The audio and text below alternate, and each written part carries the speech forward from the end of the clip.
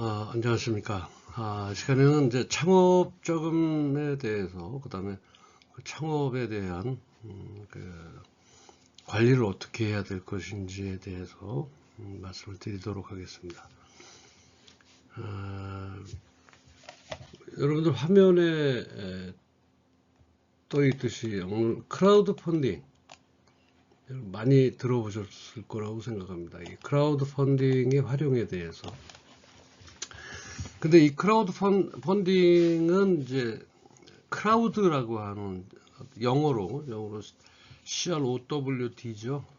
크라우드라고 하는 어떤 대중, 사전적인 의미로 대중으로부터 자금을 모으는 거. 자금을 모으는 걸 우리가 펀딩이라고 얘기를 합니다. 그래서 크라우드 펀딩은 대중으로부터 자금을 모으는 방식을 말하는 겁니다. 그래서 이는 주로 어디를 통하냐면 오프라인에서 만나서 방문을 하거나 뭐 그런 것이 아니라 주로 이제 온라인 플랫폼을 통해서 이루어지고요. 다양한 프로젝트나 사업 아이디어에 대해 대중들이 이제 우리가 소위 말하는 이제 개미 군단이라고 얘기하나요? 어떤 주로 그 온라인 플랫폼을 이용해서 다양한 프로젝트나 사업의 그 아이디어, 창업에 대한 아이디어라든지 또 제품에 대한 아이디어에 대해서 대중들이 작은 금액, 적은 금액을 투자하거나 후원하는 형태로 진행됩니다. 그래서 이 크라우드 펀딩의 개념과 실제 사례를 통해서 한번 여러분들과 공부하도록 하겠습니다.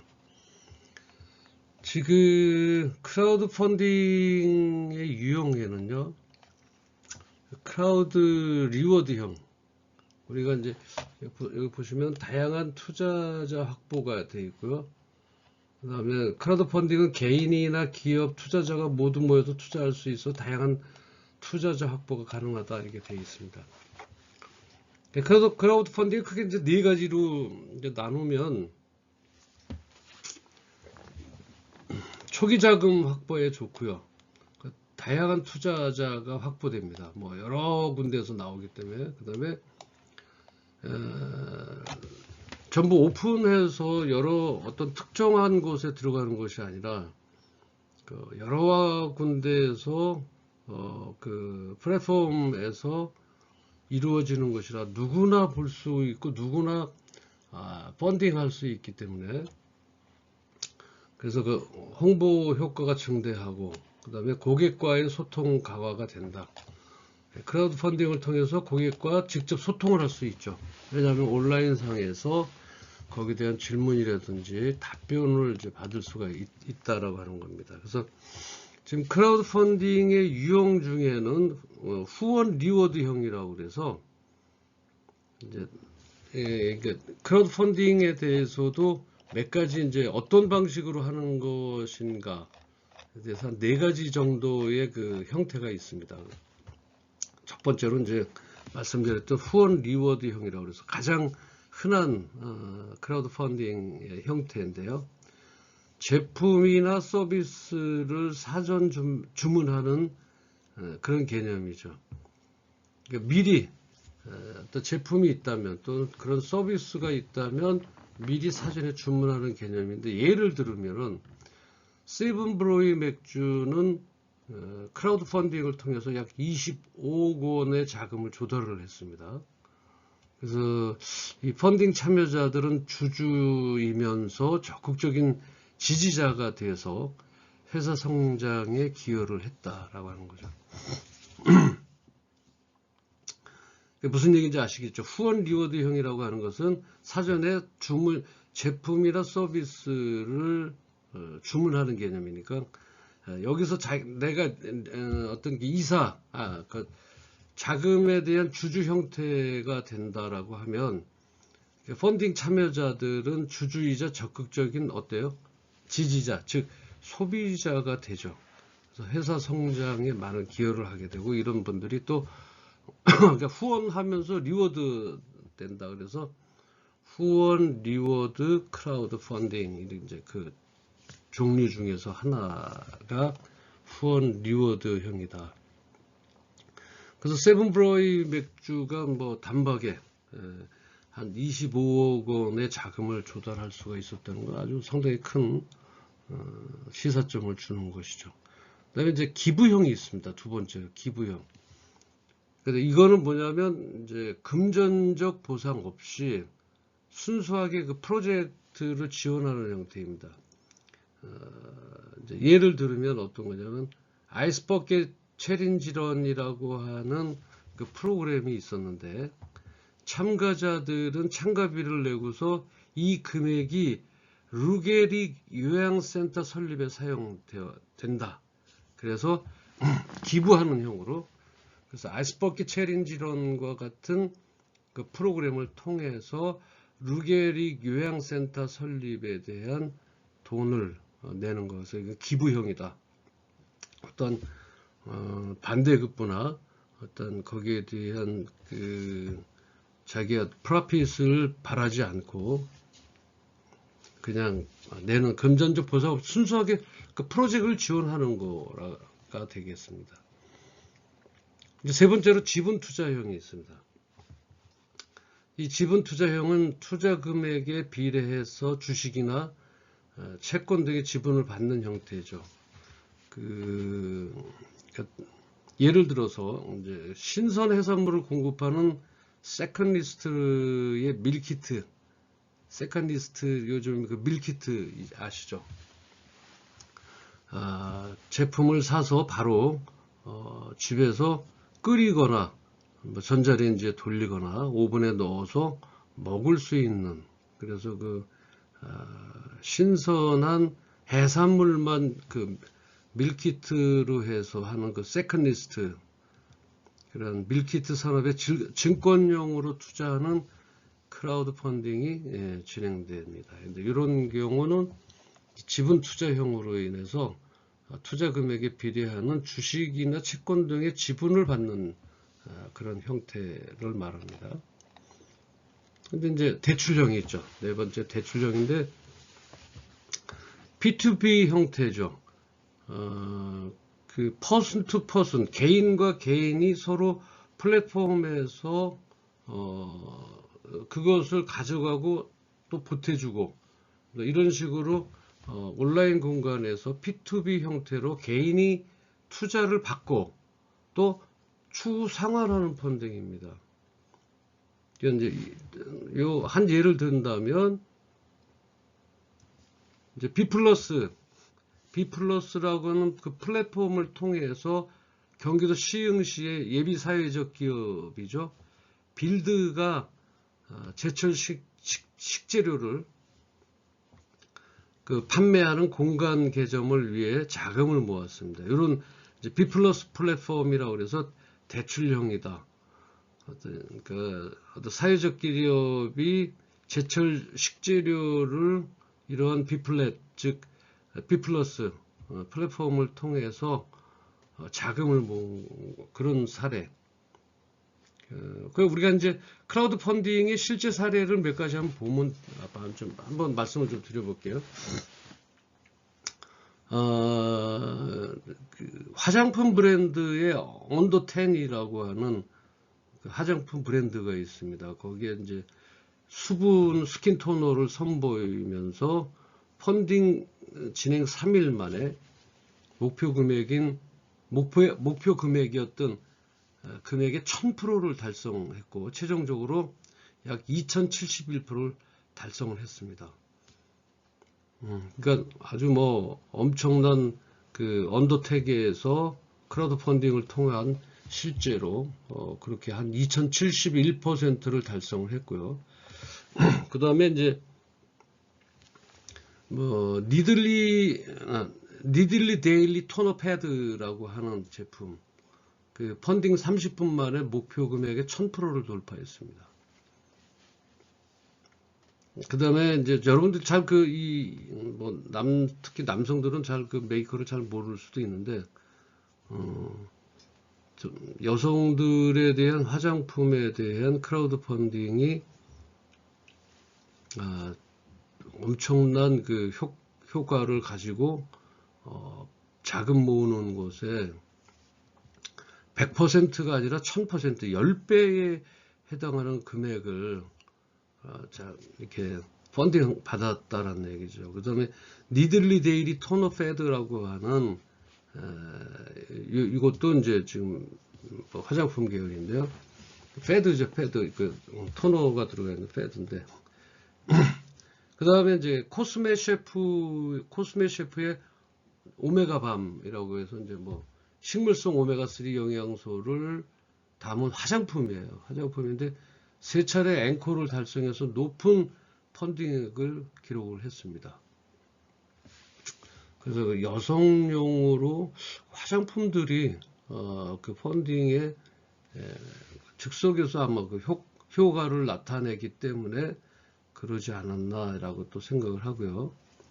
그 다음에 이제 제니 케일리 비건더마 브랜드라고 하는 것이 있는데, 제건 케일리 브랜드마 데일리라고 하는 요건 이제 와디즈라고 아시죠, 여러분들? 크라우드 펀딩 중에서 와디즈 펀딩 1시간 만에 목표 달성 100%를 달성했고 7일 동안 계속해서 500%를 더 달성을 했습니다. 이제 또 그건 뭐 화장품은 그렇다 치지만 영화도 그 크라우드 펀딩을 했는데 귀향 같은 거, 그다음 연평해전, 그다음 카트 등의 영화가 크라우드 펀딩을 통해서 제작이 되었습니다. 그래서 여기에 사전에 크라우드 펀딩을 통해서 영화 제작을 한 경우도 있습니다. 이 크라우드 펀딩은 창업자나 예술가들이 자금을 모으는 새로운 방식으로서 이제 대중과 직접 소통하며 그 신업이라고 그러네. 신업, 그 줄거리를 오픈을 하고 거기에 대해서 소비자들, 즉 대중과 직접 소통하면서 아이디어를 실현할 수 있는 기회를 제공을 하고 있습니다.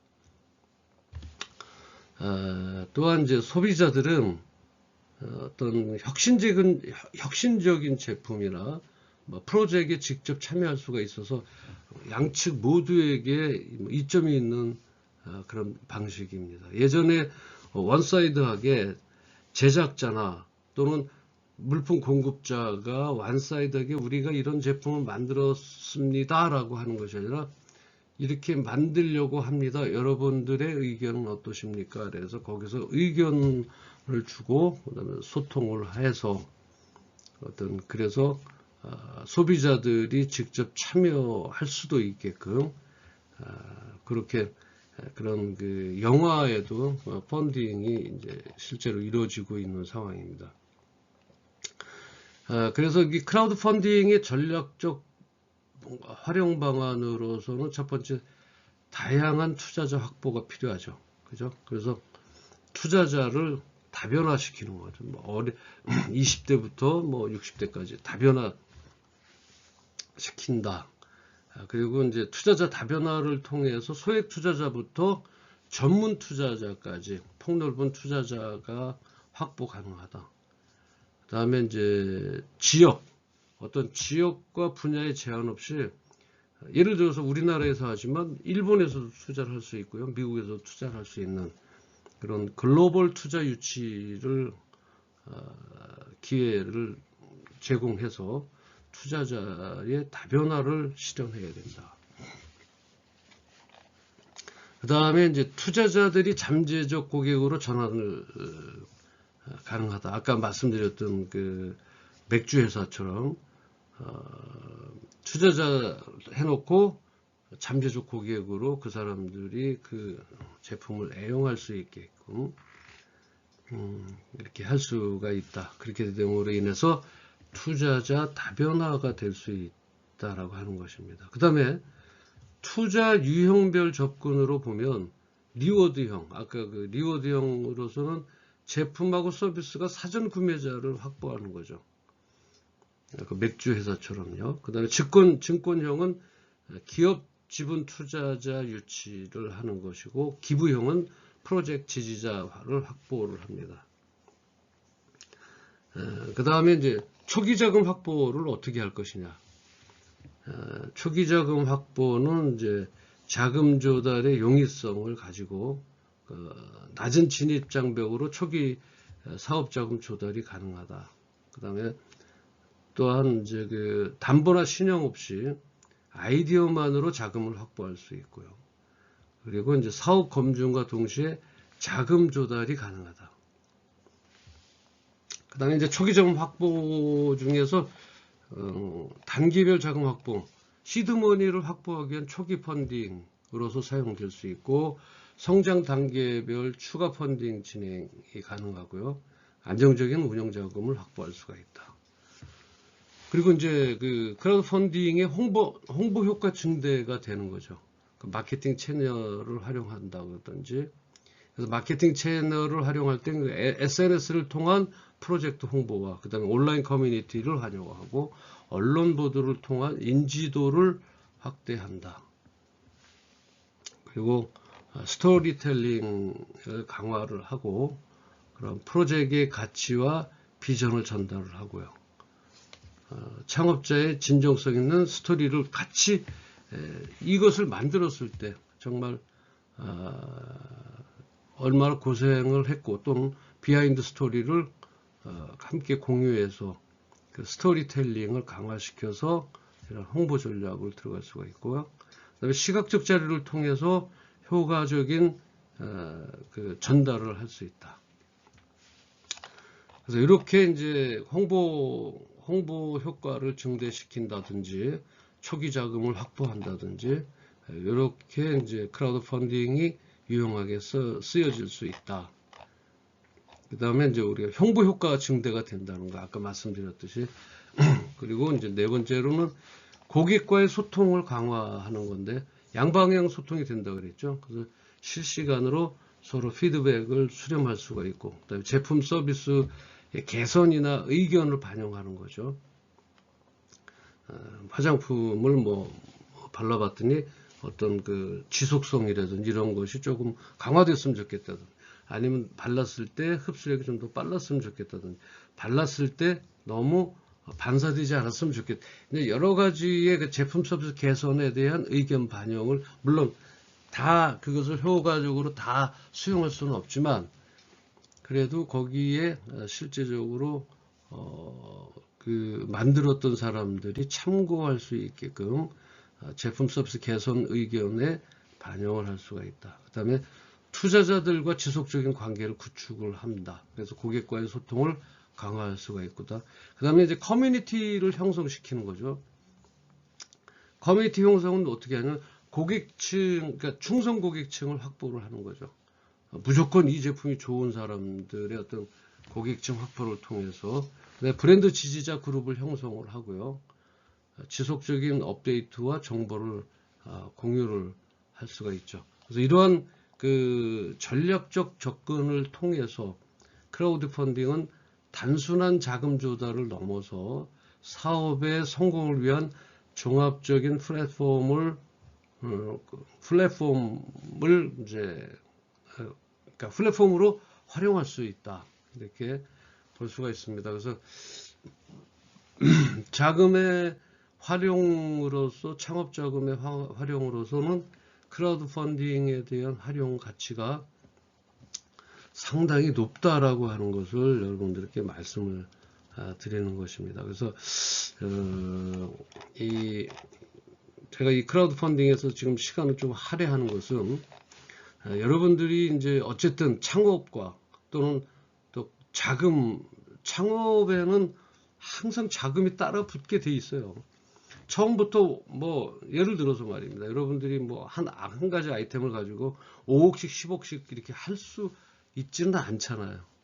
그래서 여러분들은 창업이다라고 하면 또 그 아이디어가 창업에 대한 아이디어가 나오더라도 항상 자금은 부족하고 다다익선이다. 즉 창업에 대해서 홍보 마케팅이라든지 제품 생산이라든지 창업에 대한 아이디어가 나왔으면 그 아이디어에 대한 대폭적인 수정이라든지 거기에 대한 이렇게 소비자들과 같이 양방향으로 서로 의견을 나눠서 피드백을 해서 거기에 대한 그러면서 그 전에 뭘 확보할 수 있어요?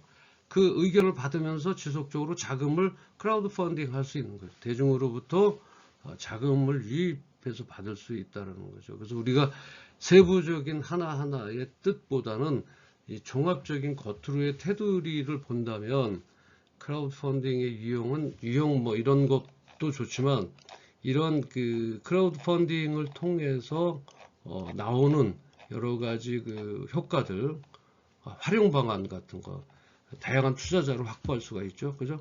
그 다음에 또 뭐가 있어요? 초기 자금을 확보할 수가 있죠. 크게. 그래서 홍보 효과가 증대되죠. 뭐, 그 제품을 설명해야 되고요. 또 제품에 대한 가격이나 효능을 설명해야 되다 보니까 모든 불특정 다수들이 보는 그 플랫폼을 통해서 홍보 효과가 증대되는데 이 홍보 효과를 증대시키기 위해선 마케팅 채널을 활용해야 해야 되고요. 그 다음에 스토리텔링을 만들어야 됩니다. 프로젝트의 가치와 비전을 전달할 수 있게끔 그 다음에 창업자가 얼마나 진정성이 있고 진실로 그 다음에 양심으로 기업가 정신을 통해서 이 제품을 만들었다라고 하는 그런 스토리텔링과 또 시각적 자료를 통해서 효과적인 그러니까 전달을 해야 된다라고 하는 거죠. 이러다 보면 고객들과 소통을 강화하게 되죠. 그래서 양방향 소통이 된다. 커뮤니티가 형성이 되고 그래서 이런 전략적 접근을 통해서 크라우드 펀딩은 단순한 자금 조달에 그치는 것이 아니다. 그래서 종합적인 플랫폼으로 활용될 수 있는 홍보 마케팅, 그 다음에 고객과의 소통 강화, 커뮤니티 형성, 뭐 이런 것들, 그래서 지속적인 업데이트에 대한 정보를 서로 양방향에서 공유할 수 있다. 그래서 이 크라우드 펀딩에 대해서 좀 강의 시간을 제가 조금 좀 넓혔습니다. 그래서 여러분들이 그 와디즈라든지 그래서 물론 뭐 크라우드 펀딩이 와디즈만 있는 것이 아니니까 아까 말씀드렸던 여러 가지 채널을 통해서 크라우드 펀딩은 어차피 뭐 예를 들어서 내가 창업자가 책임지는 건 아닙니다. 물론 뭐 책임의 소재를 떠나서 얘기한다면 그 사람은 열심히 하려고 했는데 회사가 좀 잘 안 됐다고 해서 그 사람들에 대한 뭐 나중에 책임을 내가 진다든지 무한 책임을 질 수는 없죠. 그래서 이런 크라우드 펀딩을 통해서 유한 책임을 갖는다고 해서 막 그 자금을 뭐 허투루게 쓴다든지 개인 용도로 쓰어서는 안 되겠죠. 그래서 이러한 어떤 자금을 대출하는 것보다 은행을 통해서 물론 뭐 은행을 통해서 대출하는 것도 자금 관리 중에 하나이긴 합니다만 그것은 끝까지 무한 책임을 져야 되는 것이죠. 그래서 무한 책임을 지다 보면은 어때요? 전략이 조금 소극적으로 됩니다. 왜냐하면 안전하지 않으면 안 하려고 해요. 그러다 보면 어떤 그 수익이 적어진다든지 또는 그 수익에 대한 과감한 홍보 마케팅을 할 수가 없습니다. 근데 거기에 반해서 크라우드 펀딩은 과감한 투자와 과감하게 모든 그 고객과의 소통 강화라든지 이런 것들을 조성할 수가 있죠. 그러다 보면 정말 큰 시장 형성이 되고 또 판매가 되어서 정말 그 과감하게 그것이 수익도 좀 크게 눈덩이처럼 불어날 수 있다라고 하는 그런 장단점을 가지고 있습니다.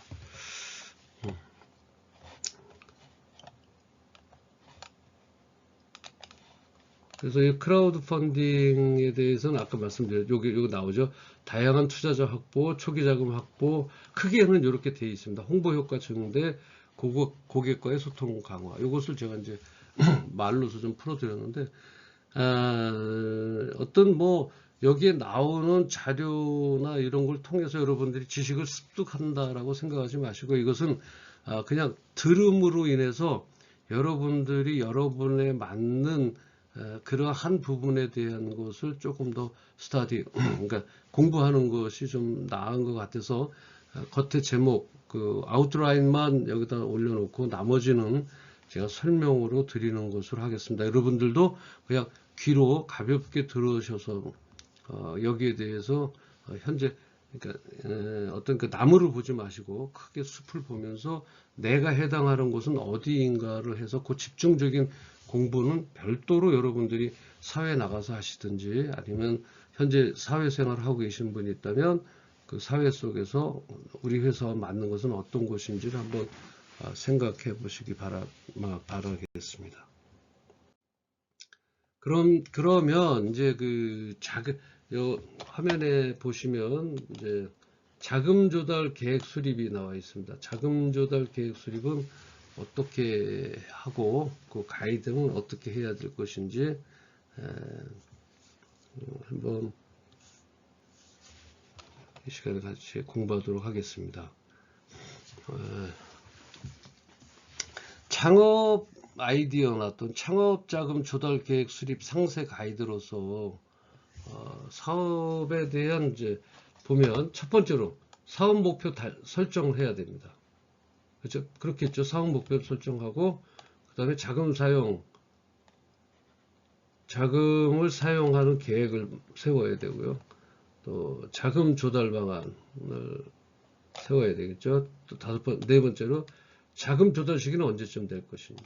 그다음에 여기 자금을 썼을 때 그 리스크 관리는 어떻게 해야 되는지. 그리고 5가지에 대해서 말씀을 제가 좀 말로서 좀 여러분들에게 좀 풀어드리도록 하겠습니다. 뭐 굳이 메모를 안 하셔도 될 것 같고요. 나중에 다 자료는 제가 드리도록 하겠습니다.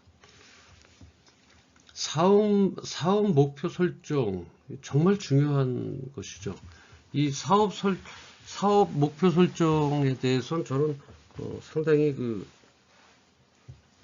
다른 것보다 사업 목표 설정을 어떻게 할 것인지가 이제 저는 제일 중요하다. 여기에 여러분들의 승패가 좌우되지 않았나 이렇게 생각을 합니다. 그래서 첫 번째로 단기 목표를 세워야 됩니다.